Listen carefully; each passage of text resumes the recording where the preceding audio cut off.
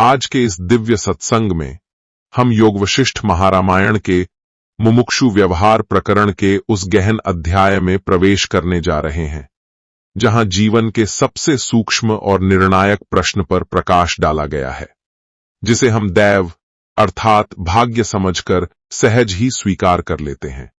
क्या वह वास्तव में बाहर की कोई स्वतंत्र शक्ति है, या हमारे ही पौरुष का धीरे धीरे परिपक्व होकर प्रकट होता हुआ परिणाम? जब मनुष्य जीवन में बार बार प्रयत्न करता है, फिर भी परिणाम उसके अनुकूल नहीं आता, तब उसके भीतर एक बहुत पुराना और गहरा प्रश्न उठता है कि क्या सब कुछ मेरे प्रयास से होता है, या फिर कोई भाग्य है जो सब कुछ पहले से तय कर चुका है? इसी प्रश्न के साथ मनुष्य या तो कर्म में शिथिल हो जाता है, या फिर अपने ही पुरुषार्थ पर अविश्वास करने लगता है। यहीं से जीवन में निराशा जन्म लेती है। योग वशिष्ठ इस बिंदु पर साधक को झकझोरता है। वह कहता है कि पौरुष यदि प्रबल हो जाए तो फल प्राप्ति अवश्यंभावी होती है, और जिसे लोग भाग्य कहते हैं वही वास्तव में उसी पौरुष की परिपक्व छाया है। यह सुनते ही साधक चौंकता है, क्योंकि अब तक उसने भाग्य और पुरुषार्थ को अलग अलग मान रखा था। कभी वह भाग्य को दोष देता था और कभी स्वयं को असहाय मान लेता था। पर यदि यह सत्य है कि भाग्य पुरुषार्थ से अलग नहीं, तो फिर जीवन में असफलता का अर्थ ही बदल जाता है। तब प्रश्न यह नहीं रह जाता कि मुझे क्यों नहीं मिला, बल्कि यह हो जाता है कि क्या मेरा पौरुष सच में पूर्ण था। यही प्रश्न साधक को भीतर से जगा देता है, क्योंकि अब वह भाग्य को नहीं, अपनी चेतना को देखने लगता है। यही दृष्टि परिवर्तन इस सर्ग का द्वार है, और यहीं से शास्त्र साधक को यह दिखाने के लिए आगे बढ़ता है कि जहां पौरुष जाग जाता है, वहां भाग्य स्वयं मार्ग बन जाता है। योग वशिष्ठ में वशिष्ठ कहते हैं, मनुष्य जिस भाग्य को बाहर की शक्ति मान लेता है, वही भाग्य उसे बांध लेता है। लेकिन जो यह जान लेता है कि भाग्य भी उसके ही कर्मों की धीमी प्रतिध्वनि है, वही मनुष्य मुक्त होना शुरू करता है। जब यह प्रश्न भीतर जागता है कि क्या मेरा पौरुष सच में पूर्ण था, तब साधक पहली बार अपने जीवन की घटनाओं को नए दृष्टिकोण से देखना शुरू करता है। अब तक वह परिणामों को देखकर निर्णय करता था। सफल हुआ तो स्वयं को योग्य मान लेता था, असफल हुआ तो भाग्य को दोष देता था। पर योग वशिष्ठ कहता है कि यही दृष्टि उल्टी है। परिणाम कभी भी सीधे दिखाई नहीं देते कि उनके पीछे कौन सा पौरुष कार्य कर रहा था। पौरुष भीतर होता है, सूक्ष्म होता है, और उसी सूक्ष्मता के कारण वह प्रायः स्वयं साधक की दृष्टि से भी छिपा रह जाता है। मनुष्य अक्सर यह मान लेता है कि उसने पूरा प्रयास किया, पर जब वह ईमानदारी से देखता है तो पाता है कि उसका प्रयत्न आधा था, उसका संकल्प डगमग था, और उसका विश्वास परिस्थितियों पर निर्भर था। योग वशिष्ठ इसी आत्मछल को उजागर करता है। वह कहता है कि प्रबल पौरुष केवल बाहरी क्रिया का नाम नहीं है। प्रबल पौरुष वह है जिसमें संदेह नहीं, जिसमें बीच में रुक जाना नहीं, जिसमें परिस्थितियों को कारण बनाकर पीछे हट जाना नहीं। जब पौरुष इस प्रकार अखंड हो जाता है, तब फल को कोई रोक नहीं सकता। यदि फल अभी नहीं दिखता, तो इसका अर्थ यह नहीं कि पौरुष निष्फल गया, बल्कि यह कि उसका पूर्ण पकना अभी शेष है। यहीं साधक के जीवन की एक पुरानी शिकायत सामने आती है कि कुछ लोग बिना अधिक प्रयास के सफल हो जाते हैं, और कुछ लोग जीवन भर संघर्ष करते रहते हैं। योग वशिष्ठ इस शिकायत को भी काट देता है।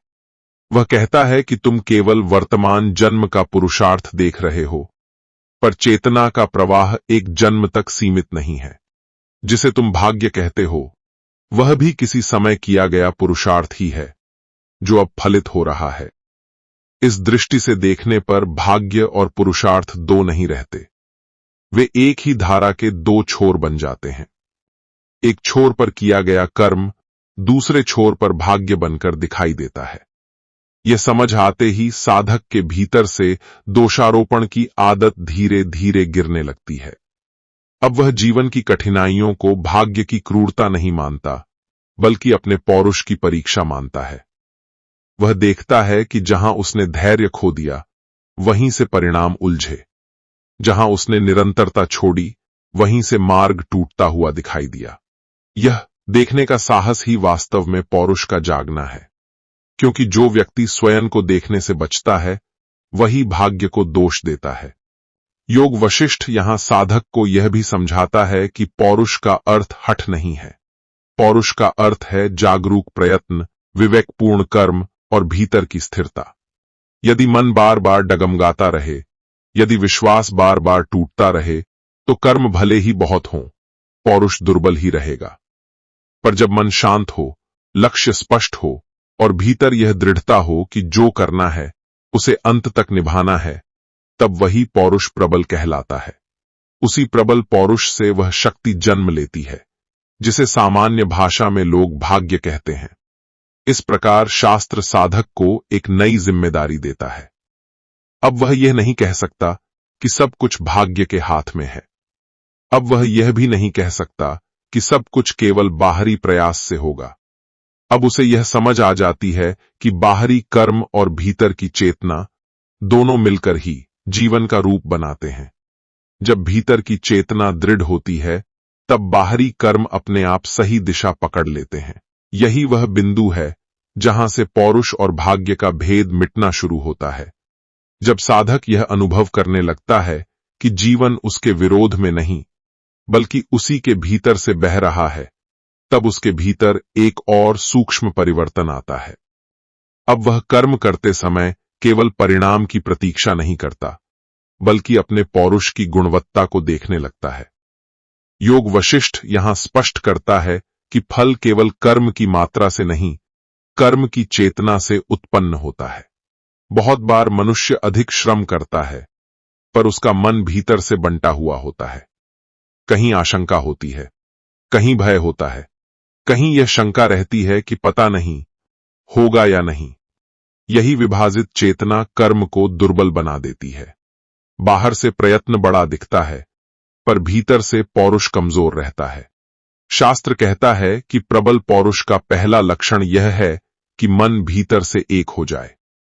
जहां मन एक हो गया, वहीं कर्म में स्वतः एकाग्रता आ जाती है। वही एकाग्रता कर्म को प्रभावी बनाती है। वही प्रभावशीलता धीरे धीरे फल को अपनी ओर खींचती है। साधक अब समझता है कि फल कोई ऊपर से गिरने वाली वस्तु नहीं है, बल्कि कर्म में निहित चेतना का स्वाभाविक परिणाम है। जैसे बीज में वृक्ष छिपा रहता है, वैसे ही पौरुष में फल छिपा रहता है। यदि बीज ठीक है, तो वृक्ष अपने समय पर अवश्य प्रकट होगा। योग वशिष्ठ इस बिंदु को दृष्टांतों से और स्पष्ट करता है। वह कहता है कि किसान बीज बोते समय यह नहीं कहता कि अभी फल क्यों नहीं आया। वह जानता है कि बीज को समय, जल, धूप और धैर्य चाहिए। यदि बीच में वह अधीर होकर बीज खोदकर देखने लगे, तो बीज नष्ट हो जाएगा। इसी प्रकार साधक यदि अपने पौरुष पर अविश्वास करके बार बार परिणाम की जांच करता रहे, तो उसका संकल्प कमजोर पड़ जाता है। प्रबल पौरुष वह है जो बिना डगमगाए अपना कार्य करता रहे और फल को उसके स्वाभाविक समय पर प्रकट होने दे। अब जरा अपने जीवन को देखिए। जो बार बार घट रहा है, क्या वह सच में बाहर से आ रहा है या भीतर से चुपचाप बुलाया गया है? यहां भाग्य की भूमिका बिल्कुल नई तरह से स्पष्ट होती है। शास्त्र कहता है कि जिसे तुम भाग्य कहते हो, वही कर्म का अदृश्य विस्तार है। कर्म जब चेतना के गहरे स्तर पर पकता है, तब वह बाहर से दैव जैसा दिखाई देता है। इसलिए कुछ घटनाएं मनुष्य को अचानक घटित होती हुई लगती हैं। वह कहता है कि यह तो भाग्य था। पर योग वशिष्ठ कहता है कि नहीं, यह भाग्य नहीं, यह उसी पुरुषार्थ का फल था जो पहले दिखाई नहीं दे रहा था। जब साधक इस सत्य को समझ लेता है, तब उसके भीतर से भाग्य का डर मिटने लगता है। अब वह यह नहीं सोचता कि पता नहीं आगे क्या होगा। अब वह यह सोचता है कि मैं अभी अपने पौरुष को कितना शुद्ध और प्रबल बना रहा हूं। यह दृष्टि साधक को वर्तमान में स्थिर कर देती है। भविष्य की चिंता घटने लगती है, क्योंकि भविष्य अब किसी अज्ञात शक्ति के हाथ में नहीं, बल्कि उसी पौरुष की गोद में दिखाई देने लगता है जिसे वह अभी जी रहा है। यही अनुभव साधक को भीतर से दृढ़ बनाता है। योग वशिष्ठ यह भी स्पष्ट करता है कि प्रबल पौरुष का अर्थ निरंतर संघर्ष नहीं है। कई बार मनुष्य संघर्ष को ही पौरुष समझ लेता है, पर शास्त्र कहता है कि जहां चेतना स्पष्ट हो जाती है, वहां संघर्ष अपने आप कम हो जाता है, कर्म सरल हो जाता है, मार्ग खुलने लगते हैं और सहायता स्वयं मिलने लगती है। तब साधक कहता है कि भाग्य साथ दे रहा है, पर वास्तव में वह भाग्य नहीं, उसी स्पष्ट चेतना का प्रसार होता है। जैसे दीप जलने पर अंधकार अपने आप हट जाता है, वैसे ही पौरुष प्रबल होने पर बाधाएं अपने आप रास्ता छोड़ देती हैं। इस चरण पर साधक के भीतर एक गहरी शांति जन्म लेती है। अब वह कर्म करता है, पर घबराहट नहीं रहती। वह प्रयत्न करता है, पर अधीरता नहीं रहती।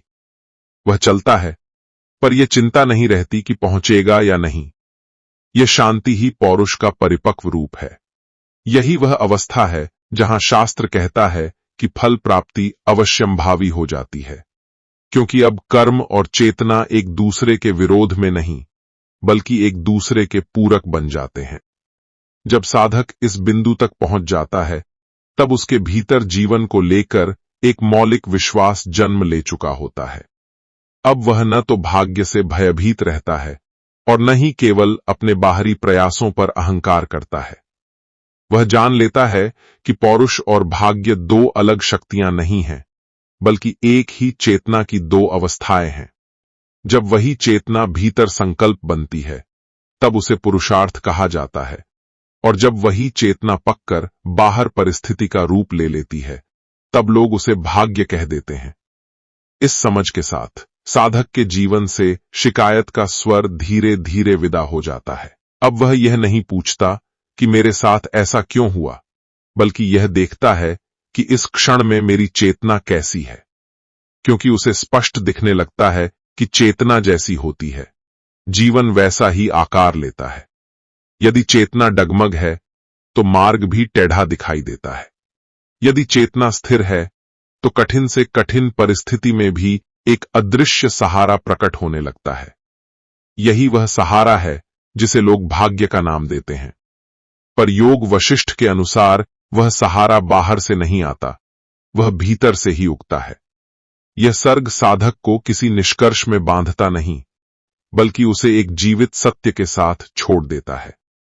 वह सत्य यह है कि जीवन कोई बाहरी शक्ति द्वारा चलाया जाने वाला यंत्र नहीं है, और न ही केवल मनुष्य की सीमित बुद्धि का परिणाम है।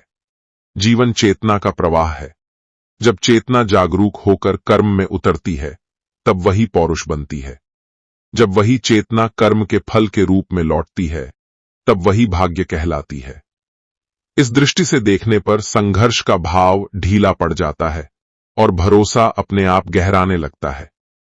अब साधक कर्म करता है, पर भीतर एक मौन भरोसा बना रहता है। वह जानता है कि यदि पौरुष शुद्ध है, तो फल का आना निश्चित है, चाहे समय लगे, चाहे रूप बदल जाए। यही भरोसा उसे अधीर होने से बचाता है। यही भरोसा उसे निराशा से बचाता है, और यही भरोसा उसे जीवन के प्रति सहज बना देता है। इस सहजता में ही शास्त्र का वास्तविक फल छिपा है। आवश्यकता केवल इतनी है कि अपने पौरुष को जागरूक, अखंड और विश्वासपूर्ण रखा जाए। जहां पौरुष प्रबल होता है, वहां फल अपने आप रास्ता खोज लेता है, और वही फल जब प्राप्त होता है, तो लोग उसे भाग्य कहकर आश्चर्य करते हैं। पर जो देख पाता है, उसके लिए वह आश्चर्य नहीं, बल्कि चेतना का स्वाभाविक नियम बन जाता है। यही आपकी साधना है, यही इस सर्ग का गूढ़ संदेश है, और यही इसका मधुर और कल्याणकारी समापन। और इसी सरल सत्संगमय बोध के साथ यह अध्याय पूर्ण होता है। हरि ओम तत्सत। हरि ओम, हरि ओम, हरि ओम।